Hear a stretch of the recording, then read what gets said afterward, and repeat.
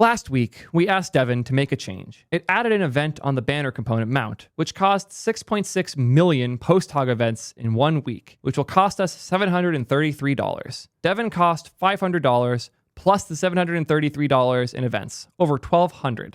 Lesson: make sure you review AI-generated code multiple times. Oh boy, this is going to be a fun one. This touches on a lot of things that I have thoughts on. Everything from code review processes to safety nets to my favorite analytics provider, PostHog. We're going to go in deep, aren't we? I'm excited. There's a lot for us to learn from here in a future where we're writing less and less of our own code and mistakes that we can all catch and hopefully prevent in the future going forward. Before we go further, I want to call out that PostHog jumped in here, telling them to reach out to sales so that they can refund. As they said, mistakes shouldn't be the result of your bill. And if you make an honest, stupid mistake like this, they'll help you out. PostHog has been great to work with. They've helped me out similarly in the past. Love their stuff overall. Just wanted to say that before we go further. But first, we need to hear a quick word from today's sponsor. Auth is really easy until it isn't. Have you ever had an admin from an IT team in a different company hit you up to make sure your SAML and Okta is set up properly? I don't even know what those letters stand for. That's why I'm super excited about today's sponsor, WorkOS. These guys will make setting up enterprise auth so weirdly easy, you are amazed that people complain about it. But then you go try and set up yourself and you again understand why. As someone who's been through the ringer with this stuff recently, I'm actually going to move to WorkOS soon. I still can't believe I'm saying that. They're not paying me to say that specifically. They're paying me to tell you about it. But the more I've researched it to do these ads, the more I realize it's the right solution for things that we are doing. We're excited to do T3 Chat Enterprise support in the future where a business can buy a license and have access to setting it up and provisioning it the way they want with enterprise auth. Before WorkOS existed, that would have been weeks of back and forth effort. Now they have an IT admin panel that you can set up and send to the team at the company you're working with. You just click the Add Admin Portal to your app button to set it up on your side, and now send the link over to whoever you're trying to sell your product to. They can set up the whole identity provision layer without needing to contact anyone at your company. If you've needed this in the past, you understand how useful it is. If you haven't needed this in the past, I envy you. The day you do, remember WorkOS's name. They will make your life significantly easier. And you don't need to take my word for it. Look at the insane list of brands here that have also worked with them. From OpenAI to Cursor to Vercel to Carta to FAL to Perplexity, Plaid, Socket, Webflow, Loom, Jasper. You get the idea. This isn't another one of those random one-off providers. These guys are the auth solution for enterprises and companies trying to sell to enterprises. By the way, first million users are free. Yeah. Thank you to WorkOS for sponsoring. Check them out today at soydev.link/WorkOS. First and foremost, I don't know if they specified this, but did Devin file a PR that they read, or did Devin just make a commit to main? Because this screenshot is pushing a commit straight to main, but it's the fix for the mistake that Devin made. They also called out that you can create an all events insight in PostHog so you can catch when an event type spikes. Definitely a chart worth having on any analytics provider because pretty much all of them bill per event. And if you suddenly see a ton of events happening, that's a sign that something went very wrong that you need to go fix really quickly. If you're escaping their free tier, even as a real company, you're doing well. That's 1 million events per month for free that you've gone through. So if you're burning through those, you're getting a lot of traffic. And it also gives you a big buffer to catch a mistake like this, which is really, really nice. Apparently, Devin tries really hard to not push to master. Prime tried to get it to, but it likes to do PRs, which is good. It won't make commits to main. It will only make PRs. That's one good thing. We found some good. But that's it so far, at least. There is a lot more that we can learn from here, though, including how I do AI code, how to not screw up your React code, and how to detect when things like this happen. We have to be realistic. AI is going to start getting really involved in our code bases. So how do we mitigate these types of disasters? And to be clear, we're not talking about how to use a cheaper AI provider. I have a lot of info on that, don't worry. Here we're talking about how to prevent AI-generated code from screwing you. There are 3 key things I think we need to talk about here. Code review culture, my favorite topic that nobody normally cares about. Hopefully you will this time. Usage-based pricing, and safety nets, as well as alerts. We'll start with the boring one, code review culture. We need to be real here. Nobody likes code reviews. And there's a big problem here. AI generates a lot of code. AI makes it way easier to write code, and for the most part, it doesn't help with the reviewing part. That sucks. As tools and technologies improve, our willingness and tolerance for things that feel tedious goes down alongside it. So if we drew a chart for this, you know how I love me my charts. As the quality of the tools that we use goes up, our tolerance for things that are shit inherently has to go down alongside it. And this is just the very nature of how humans adjust. It's important to understand that for most people, pain is relative. So if you've lived a relatively happy life and you're trying to buy a house and somebody else grabs it right before you can get it and you miss out on your dream home, that might feel terrible. But to somebody who can barely find enough food to survive the day, you would seem like the most entitled asshole in the world. Pain is relative, and the amount that something hurts you depends not just on how bad the thing is, but how good things are outside of it. AI has resulted in a lot of tedious things, a lot of painful things, getting less painful. Whether or not you agree with AI taking our jobs, it absolutely is changing them. And the fact that I can do something like deploy on Cloudflare despite their docs being shit, largely by talking to Claude and spending time in my editor, just working with Cursor to fix any weird bugs as they happen, that's a miracle. It made the process of learning these new things way less tedious. But it also made the act of writing the thing less tedious. It made the act of writing each line of code less painful.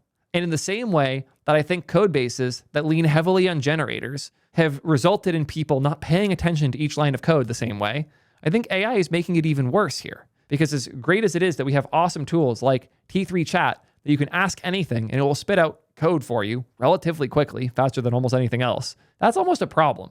The fact that I can ask Llama to implement full stack Stripe billing for Next.js, and it's going to spit out all of that code that fast is insane. But now you're just going to go blindly copy this and throw it in the code base. The act of writing this code is significantly easier than actually reviewing it and making sure everything is correct. I'm already catching mistakes in here. I mean, I guess Stripe/Stripe.js might be a thing, but the Stripe key, it's using the publishable key. It probably isn't too bad, but for things that are this crucial, I would personally prefer to just write it myself or follow along something like my Stripe recommendations doc. I put a lot of time into this because implementing Stripe without going insane is hard, and I would never trust an AI to do it for me, ever, for any reason. But if somebody else on my team did, and they let Claude and Cursor generate a whole bunch of code, and they put it up in a PR, they probably put less work into writing that code than I have to put in to actually go read and review that code thoroughly. Reviewing code is always slightly more tedious than writing code, depending on how many times you rewrote that code. Like if you rewrote the same 50 lines 5 times, that's more work. But if you wrote it once, reviewing it and making sure it's right is more work than the actual process of writing it in the first place. So AI has made it way easier to generate large amounts of code, but in turn, it's made our tolerance for tedious things during our job way lower. So we're getting more code and more PRs with less effort, but the effort to review it all hasn't gone down. If anything, it's gone up because the amount of code that we're reviewing has gone up alongside it. I know that I am committing more code than I used to per hour spent because of these tools. That is just a fact. And if you don't see that fact, you're not writing real code every day using these tools. It makes you more efficient, but that efficiency inherently makes you less tolerant for these other things. And the reality is that nobody liked code reviews in the first place, so our tolerance for them is going down. People are paying less attention during code review. They're not being as thorough. They'll ask a question here and there, and the response is like, oh, I don't know, Claude generated it. I've had that happen a few times myself, where there was like weird copy on the website. Mark would be like, why is it there? I was like, oh, Claude generated that. I didn't even read it when it generated it. And that's not good. We need to be accepting of that fact. I also think we need to try our best to like code review more and do more things to make it enjoyable. I used to have a hard rule for my teams that every day should start and end with code review. You're not allowed to open your editor until you've cleared every PR that you're responsible for on GitHub. Once you have left comments on or approved every single PR you're assigned to that you haven't commented on yet, then you can go code.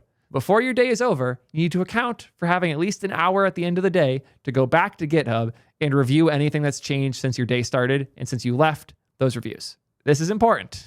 I think more people need to have this culture and get used to it, because as you get more into code review and it's now part of your day, it ends up feeling less bad. The same way, like if you thought about brushing your teeth and made the decision to every time you had to, it'll feel a lot more tedious than if you just do it right when you wake up. It has to be part of your routine. And code review being a thing that has to be requested is the biggest failure. The fact that when I put up code and I want to ship it, I have to go ping people. It makes me feel bad because I'm asking them to do something that is tedious. It feels just as bad as saying, hey, can you go brush your teeth? Hey, can you go review my code? Those are effectively being processed the same way in our human flawed brains. But if it was part of the routine, if we just did code review and I could trust that putting up the pull request would result in it getting reviewed relatively quickly, I would feel much better about putting up PRs. And I would even probably feel better about doing those reviews. But if it's not part of your culture and your routine, it's always going to feel tedious and bad. One small call out that I hate making, but I've seen this enough times I feel I have to. Code review is not on-call's responsibility. I have seen way too many teams be like, oh yeah, code review. That's one of the parts of on-call. So when you're on call, you spend the whole week reviewing code, and then if there's an incident, you spend the week dealing with the incident, and then no code gets reviewed. I've even been on teams where this was the case. It was terrible. Code review isn't on-call's responsibility. Code review is everyone's responsibility.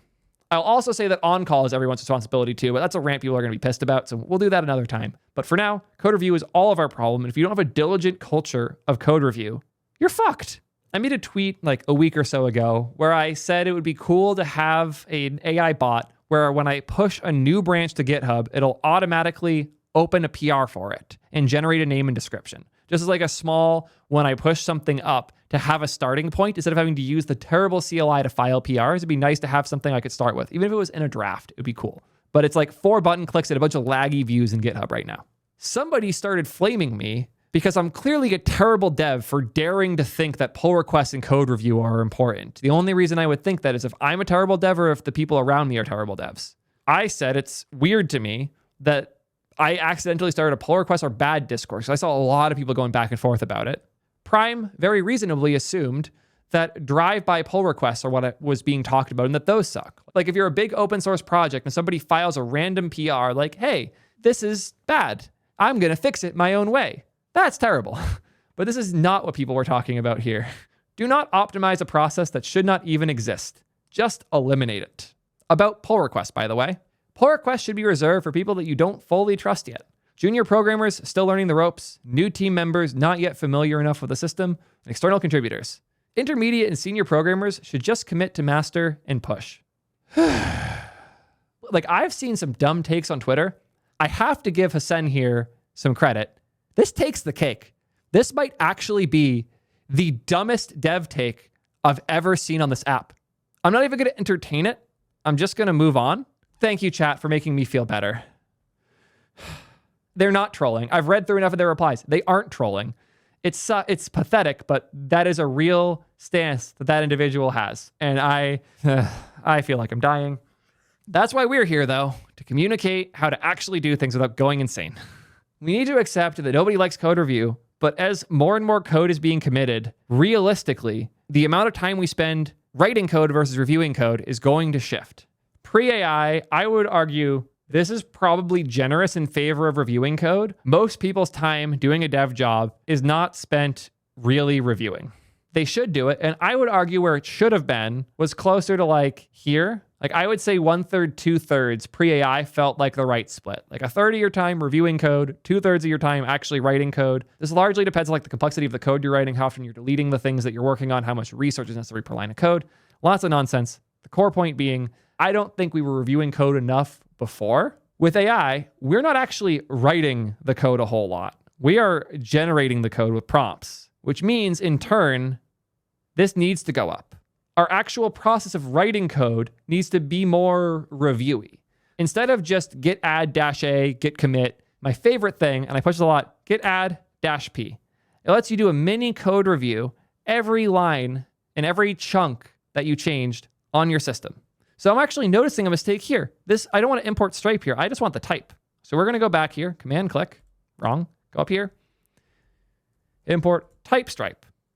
Go back to my terminal, quit, git add -p. Now it looks right. Cool. Let's continue. Let's Stripe session, Stripe checkout. Awesome. Updated upstream. What went wrong there? I don't want that. I don't want that. Then I can check my status. I see this is the stuff I did want. This is the stuff I didn't want. I can commit the change I like and reset the one I didn't. and I'm good to go. This allows you to do mini code reviews within your own system. There's other ways you can do this, like the VS Code plugin. The GitHub desktop app is terrible as it is, but you should be reviewing the code you're working on before you submit it to others. The thought of pushing up code that I haven't somewhat thoroughly looked at myself makes me feel kind of sick, because it feels bad to burden my team with something that I personally wasn't even willing to do.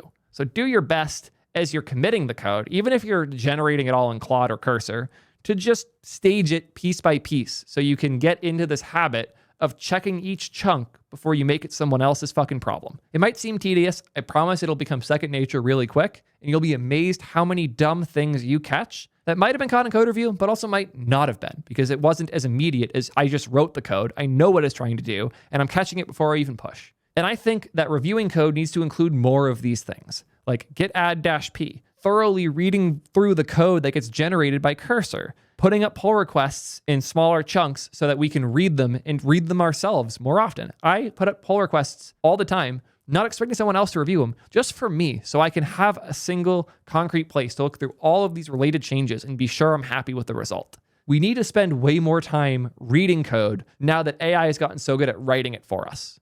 I'm thankful chat brought up CodeRabbit, because if I brought it up, people would have accused me of being a shill. CodeRabbit's been a sponsor of a couple videos of mine. I've genuinely really liked working with them, but I will admit, when I first saw it, I was skeptical of the product. I did set it up though, because I wanted to know the thing I was using was actually decent. And it has been somewhat helpful here. I would not rely on it at all as a solution to the problems, but the fact that it will generate a diagram when changes are made and leave little suggestions of things you might have missed is kind of nice. Like if we go to the T3 chat repo, look at some random PR. I'm not going to pick a specific one. We're going to go to a random one because it might be useful, might be useless. Here's me rewriting the scroll layer. It didn't get a diagram because there wasn't some logic that deserved it.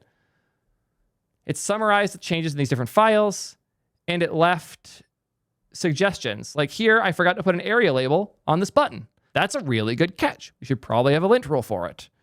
But now I can click this little arrow and just commit their suggestion. It's an outdated suggestion, so I can't, but these little things, those are helpful. I don't think it would have caught the bug that we're talking about here. And I love you guys, CodeRabbit. You don't prevent these expensive mistakes. It's possible you can catch things like this, but you cannot guarantee it the same way no human can guarantee it. The point of code review isn't to prevent these mistakes forever, it's to significantly decrease the likelihood they happen and increase the likelihood that when they do happen, someone knows and remembers it. Realistically speaking, if this code was reviewed better, it probably still would have went live, but somebody might have realized quicker when they saw how many events were coming through. Oh, I remember that event was added in this component. Did we put that in a use effect? Shit, did we not? And they'll know exactly where to go to check and catch it. It's not so much that we can prevent these mistakes as we can catch them when they happen with more familiarity because we are keeping up with what is actually changing. And that's the cost of something like CodeRabbit, is its review process.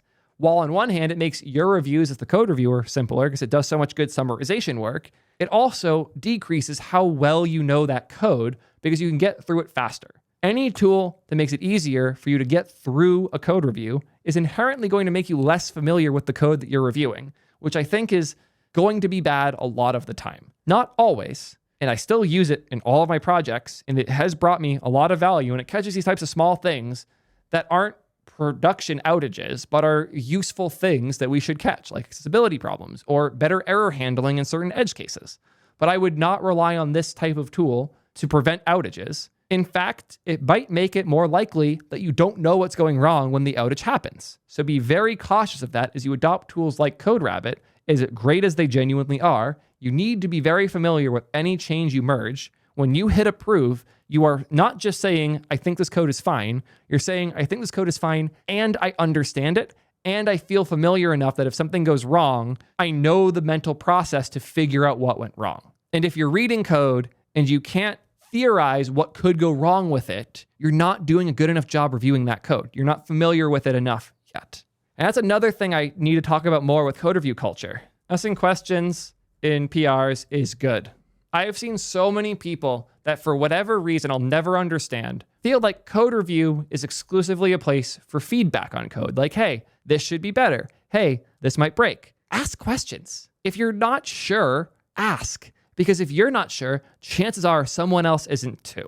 And if the question is just like, hey, where is this being imported from? Or how does this work? I'm confused. You'll be amazed how often that question will either be a thing that a lot of other people were scared to ask, or it's just a fundamental mistake or bad assumption that was made by the developer. I can't tell you how many dumb questions have been asked by my team that were actually dumb things that I had done that were mistakes and wrong. And it's important to have a culture of asking questions constantly. Otherwise, people will be scared to ask questions. And the worst thing that can happen to any team in any code base is that somebody's scared to ask a question because they feel like it'll make them look dumb. The quickest path to a dumb outage is to have your engineers scared of asking dumb questions, because the only way to prevent a dumb outage is to ask the dumb question. Please try to make it like a cultural stakehold, like one of the core pieces of your culture, that everyone should constantly, regularly ask dumb questions. It's so important. And PRs are a great place to do it. And if your senior devs start getting pissed because you're asking too many questions, start keeping a list of all the stupid outages. And then the next time you get in trouble for it, bring that list up to your boss. Because this is a fundamental failure in the engineering culture that is way more common than it should be. Also, if there are good questions in the PR, commit those as comments. That's the best place to leave a comment in a code base, is when somebody had an actual question. Don't try to guess what questions they'll have with comments. Answer your questions with comments when you're writing the code. And if others have questions, put those in it too. Make it easier for everyone to have this context. This is a really good point here from Peeled Potato as well. Ask your questions in PRs and issues, never in private, or at the very least in your Slack group chat for the team. DMing questions is a good way to get someone comfortable. So like when I hire a new person, I let them DM me stupid questions. I make it a rule, actually. When I have a new hire, they're required to ask at least one dumb question a day, either to me or to the team. Most are more comfortable just DMing it to me because they're scared. But once you make that a rule and you don't let them end their day until they've asked something stupid, it becomes so ingrained they never think twice about it. This is also very true, Eva. I used to work on a team where making any comments on a code review was treated as a slight against the person's intelligence. If it wasn't an immediate approval, then you were insulting them. This horrifies me. This genuinely makes me feel terrified. The fact that it is cultural that you can't leave comments is really, really bad. And I would guess that the rate of outages and bugs in that code base is significantly higher than a competing company or product where they're more willing to ask questions during code review. It's just a huge way to set your company up for failure. And honestly, I almost feel like I'm screwing up making these videos because companies having these terrible cultures are a big part of why startups and early stage businesses that I am running and also invest in can run laps around these other companies. Because if Amazon has this weird, slightly toxic culture of everybody's scared to comment on pull requests, the likelihood that they can catch up to upload thing with the bullshit they do with S3 is way lower. But if they start watching these videos, they realize how bad their culture is and they fix it, it's harder for me to compete with them.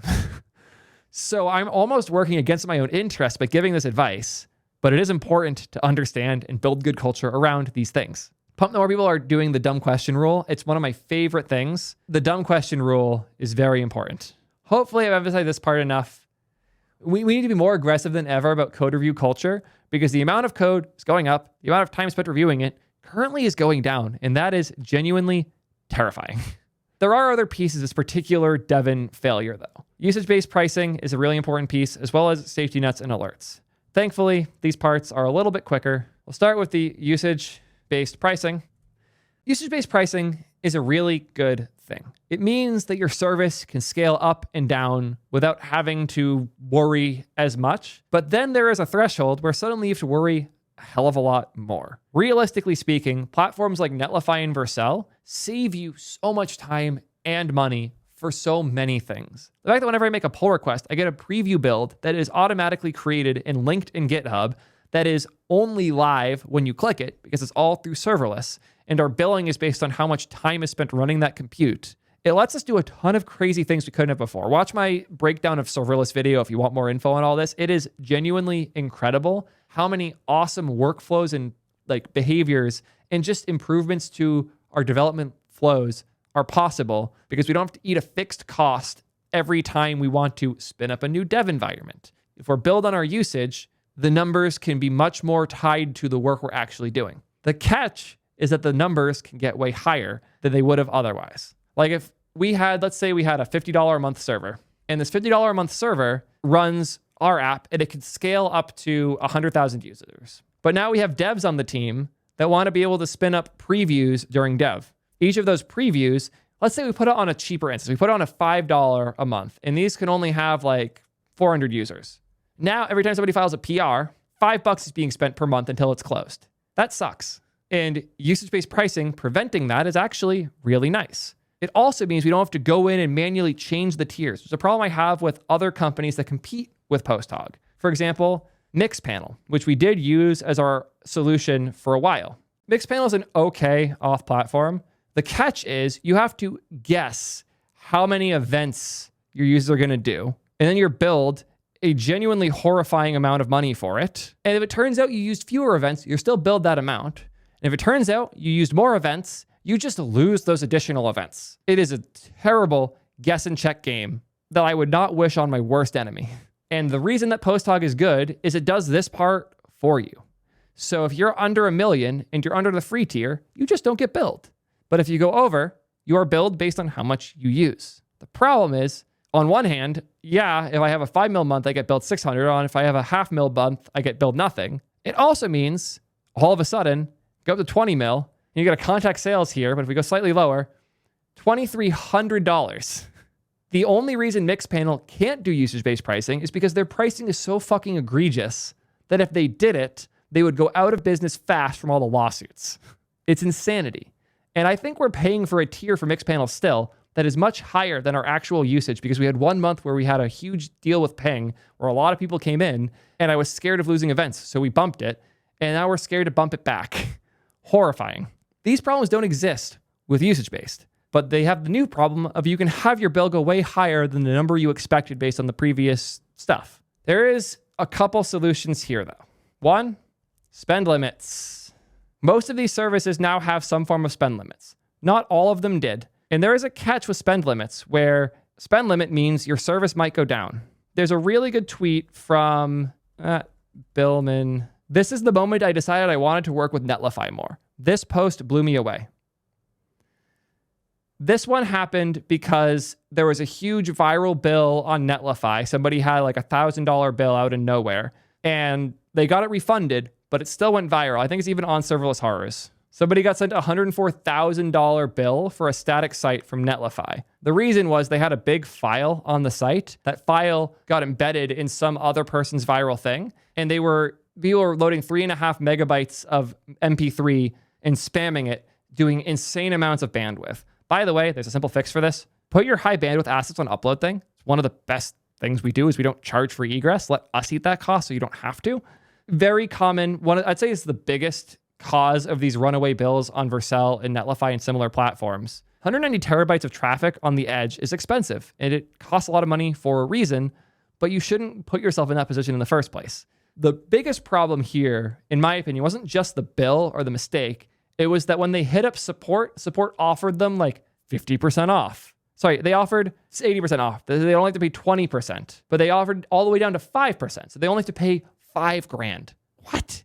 Gross. Not acceptable. This is a case that should have been escalated really high up just due to the size of the bill, and it should have been wiped really quickly, which it was ultimately, thankfully. Netlify fully refunded the bill and owned it. But this post from Matt, the CEO, is what changed my tune and made me rethink all of this. When a spike in traffic can be automatically and absolutely classified as malicious, our platform is set up to block it. If it's a new pattern, we'll add it to the automated rules and we waive the charges. This is an important piece. Like if somebody DDoSes you and the service couldn't block it, they can refund you as the expected cost of not blocking it and use what they learned from that mistake to go block it in the future. It's tricky when the traffic in question isn't clearly malicious, but could be an indication of a customer being successful. This is a really important detail.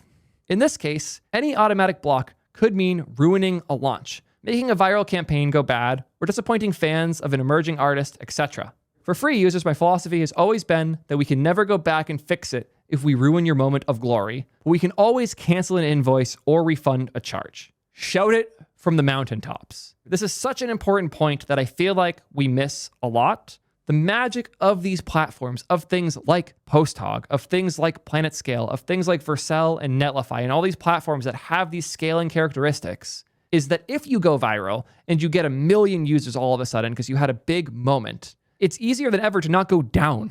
And that was not always the case. The hug of death became a meme for a reason. It was so common to have these types of problems. And with these services, it won't happen. Your thing can stay up. The result might be a high bill, but if your service can now be way more successful, if your launch for your tickets for your concert can get hit by millions of people, if your brand new software as a service company went viral on Product Hunt and you suddenly get a bunch of new users, the bill doesn't matter that much. Problem is when this happens incorrectly. When the bill isn't coming from a viral moment, it's coming from an error, a DDoS, a configuration mistake, user failures, any other things, or Devin making a bad pull request, funny enough. Those are mistakes that are hard to detect. And as Matt says here, we can't go back. If we were to automatically see, oh, this free tier user suddenly has 1 million people going to the site, we're going to shut it down just in case. You just took away that moment. Their viral moment cannot be refunded to them. You cannot give that back. But if it was a bad bill, just refund them. And in almost all of these cases, if you go through serverless horrors, I haven't checked it recently, so I'm not as familiar with these January cases. But up until June 2024 and before, I checked all of these. All of these got refunded. Every single one of these horror stories was a thing that ultimately got refunded to the person and the team that were victim to the big bill. And it's almost a weird unintentional effect of this website. I love Andrus. I love the work he's doing in Coolify, but he's almost unintentionally proved my point here, which is that these services prevent a lot of problems. They let you scale infinitely. And if you do have one of these crazy erroneous bills, there's a very good chance it's going to just get refunded anyways. Another good call out from Matt here. A bill this large should never have left our system automatically, and our support team should not have treated this as a business user. We also shouldn't have speculated this was a DDoS attack, since in this case, the traffic does match organic traffic from a region with lots of old devices. Agree on all the above. The one thing I'll say is, if you're uploading an asset to something like Netlify or Vercel that is more than half a megabyte, you should have to hit a button that says, I know what I'm doing. I know this is stupid. If you're uploading a file that is large to one of these CDNs that charges a lot of money for bandwidth, you should know what you're doing in that moment, because 90% of these bills are from that. And that's the biggest thing I want to see from these platforms, and I'll even put that in here. The thing I was going to say initially is alerts. These are your problem some amount. You need to make sure you have alerting set up so big spikes and changes in patterns get sent to you in a way that you actually check it. Not like you get 15 alerts a day so you ignore them all, but a way where when you have a big spike that could potentially cost money, anything usage-based with a cost associated should have a way to alert your engineers when something causes it to spike. That is essential. Going to add a 2.5 here, which is this is the platform's problem too. Platforms like Vercel and Netlify and PostHog all need to put more effort into both recognizing when one of these spikes happens and in notifying the users when they happen. When a user goes from getting 500 or 5,000 events a month to 5 million, when they suddenly break a threshold that's going to cause them to have to spend more money, when they upload a file that's big enough that it could fuck them, when any of those things happen, the user on their platform should be alerted aggressively and forced to, in a certain amount of time, hit a yes, I'm okay with this bill button. The platforms don't have that, which means it's your problem right now. I'm excited for a future where more and more of these platforms introduce this. Sadly, most of them are introducing this, but I want more knowledge and alerts when things go above thresholds. Vercel is actually pretty good about this now, but it's only really alerting you at the 100% mark. So as you hit 50% of your free usage, you get notified. As you hit 75%, you get notified, then 90% and 100%. But if you're already expecting to go over, you won't pay attention. And then if you suddenly hit 400% usage and your bill goes from $10 a month to 70, you might not even notice, because I don't even think you get an alert at that point. So it's a balance. And I think it's important for usage-based platforms to really sit and think through these user journeys and stories to make it less likely that you run into the problems that these things are causing. And you have a business incentive to do it. I'll even put a 2.6 here. This makes your brand take fewer unnecessary brand hits. There was actually a point in my conversations with Vercel where I told them straight up, I might end the relationship between our brands if you don't fix your email problem. Because the emails they would send out to users when things like billing changes happened were not reviewed thoroughly enough and resulted in massive brand damage to Vercel. Because if you could screenshot an email that says, hey, we're changing how billing works, your bill is going from $50 a month to $700, that is a viral moment that's not going to help your company. You need to put so much thought into how these alerts and these methodologies and these prices are communicated. And it is a PR problem, not a pull request problem. I know that's what we're talking about. This is a public representation problem. It is a marketing and brand problem. Every piece of comms that comes out of your company needs to be thought about thoroughly, especially when it comes to alerts. So the big two things for usage-based, spend limits and alerts. Sadly, the companies aren't doing a good enough job with the alert side, so you need to make sure you pay close attention to catch these things when they happen. And to the platforms and engineers at these platforms watching, fix your alerts. It's not easy. I'm not saying this is like, oh, just go hit the better alert switch. You need multiple people working on this full time. This is part of marketing's job, arguably. It is a really important problem in how the platform is understood, received, and liked or disliked. And if you did this way better, you would show up on serverless horrors less, you'd go viral for bad reasons on Twitter less, and everyone is better off. I genuinely think that the drama around Vercel would be way, way less if they had put more thought and time into their alerts and emails earlier on. They are making improvements. I am happy to say that. But this has directly impacted how people perceive me just for being associated with them. So it's a thing I take really seriously and I think a lot about. And in a similar fashion, part 3 here, safety nets and alerts. I guess we just kind of covered alerts, but the safety nets aspect here is really, really important. Safety nets are different from guardrails. Guardrails are things like unit tests that tell you, hey, you shouldn't do that. But they don't prevent a failure. They notify you of something that we think might be one. A safety net is something more akin to a rollback button, where I can one-click roll back to an old version when the new one is causing problems. It is so essential if you have anything usage-based, especially if you're committing AI code. Do not ship on usage-based platforms without a one-click rollback option. I will make this a very big definitive statement. If you do not have a way to one-click instant rollback a fail, do not deploy to anything usage-based because you will screw yourself. It's not a matter of maybe you will. It's a matter of how much time until you do. It is so important to have a way to undo a bad change in a world where a bad change could be the end of your company. A bad change could take hours to resolve. A bad change could cause you to lose a customer. A bad change could get someone fired. A bad change could, some of these services, a bad change could literally get somebody killed if it's like a hospital thing. You need to have a way to undo the bad thing instantly the moment you know it's bad. You should be more aggressive about rollbacks than you are about deployments. And this is a weird thing I've seen, and I don't know how we got here. People are less hesitant to deploy than they are to roll back. I don't know how we got here. I actually don't understand it. It's a thing I think about a lot. Why are people more willing to hit the merge and deploy button than they are to hit the rollback button? The rollback button is a hell of a lot less risky, and people are more scared to click it. It makes no sense to me at all. And it's another one of those cultural things that we just need to change. People need to be less scared and feel less shame about rollbacks. A rollback doesn't mean you're bad at your job. A rollback doesn't mean you're a failure of an engineer. A rollback means something that was unexpected happened. We might not even know what happened yet, but at the very, very least, we need to roll it back as we figure it out. Even if it turns out the thing we're rolling back wasn't the cause, we need to have a culture where we're willing to do it more. This is one of those rare times where Google and I agree.